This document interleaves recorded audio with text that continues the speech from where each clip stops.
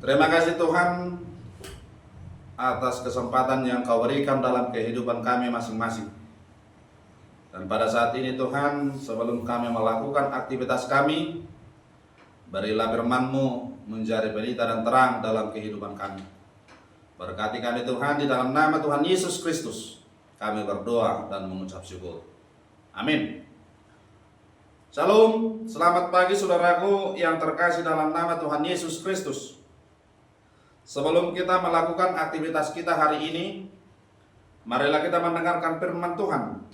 Renungan pada hari Jumat tanggal 13 Desember 2024 yang tertulis dalam 1 Korintus 4 ayat 5. Demikian firman Tuhan.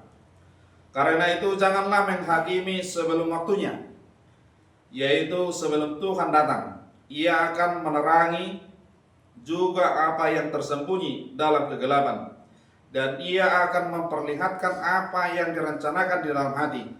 Maka tiap-tiap orang akan menerima pujian dari Allah. Dalam bahasa Batak dikatakan, di bahini una kamu menguhumi di nasotikina tagas soro Tuhani. Patiuronna do nabuni di naholo jala papataronna do tahitahi ni roha. Di sima dapotan puji-pujian ganup siang debata. Dengan topik janganlah menghakimi. Di dalam benak banyak orang berkata menghakimi memiliki konotasi yang negatif. Bahkan ada orang mengidentikan menghakimi dengan menghukum. Orang-orang yang berkata bahwa orang Kristen tidak boleh menghakimi sama sekali tidak mengerti arti kata menghakimi.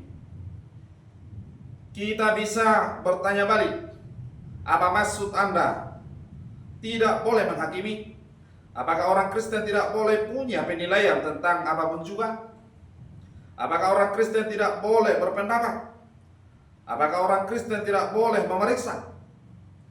Mereka yang dengan buta berkata, jangan menghakimi, sama saja berkata, orang Kristen tidak boleh menilai apa-apa, atau orang Kristen tidak boleh memiliki pendapat tentang apapun juga.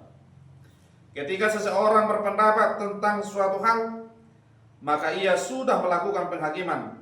Adalah sesuatu yang sangat konyol jika ada yang secara universal melarang untuk menghakimi. Sekali lagi kita lihat kata penghakiman sebenarnya berbeda dengan kata penghukuman.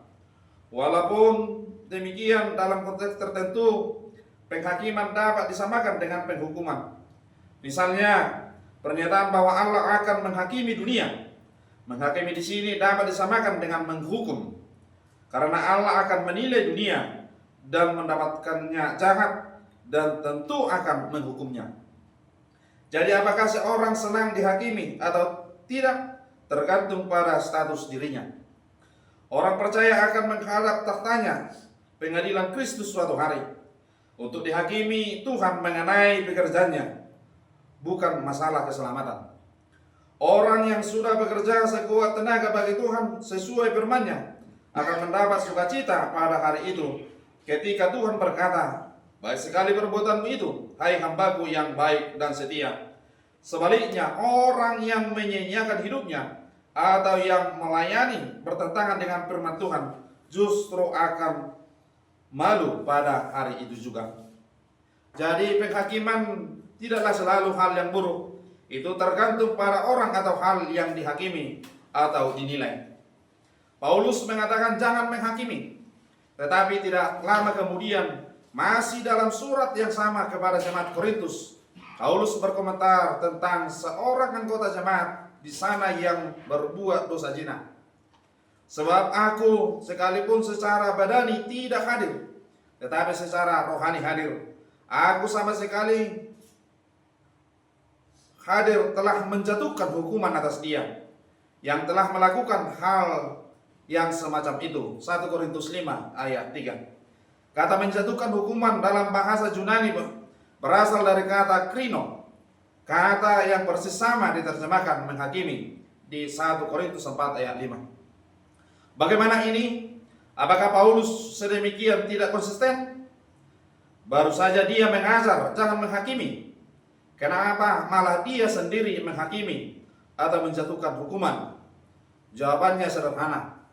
Dalam 1 Korintus 4 ayat 5, Paulus mengajar orang percaya untuk tidak menghakimi hati orang atau sesuatu yang tidak dapat diketahui dari luar.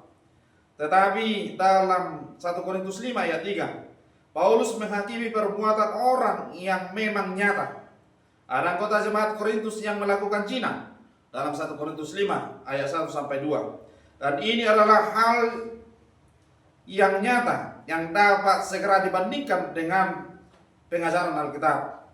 Rupanya untuk hal seperti ini Paulus tidak segan untuk menghakimi, bahkan memberi hukuman. Untuk hal yang tidak dapat diketahui, misalnya isi hati orang, janganlah menghakimi. Kalau kita melihat seseorang memberi persembahan, janganlah kita menghakimi hatinya dan berkata, pasti dia tidak tulus. Itu adalah penghakiman yang dilarang, karena kita tidak bisa tahu hati orang tersebut. Atau kalau kita melihat ada jemaat baru dalam gereja tertentu, seorang yang reputasinya jelek, tetapi ia sudah mau bertobat, jangan kita menghakimi dia dengan kata, ia datang hanya berpura-pura saja, dan lain sebagainya. Tunggulah hingga Tuhan datang kembali.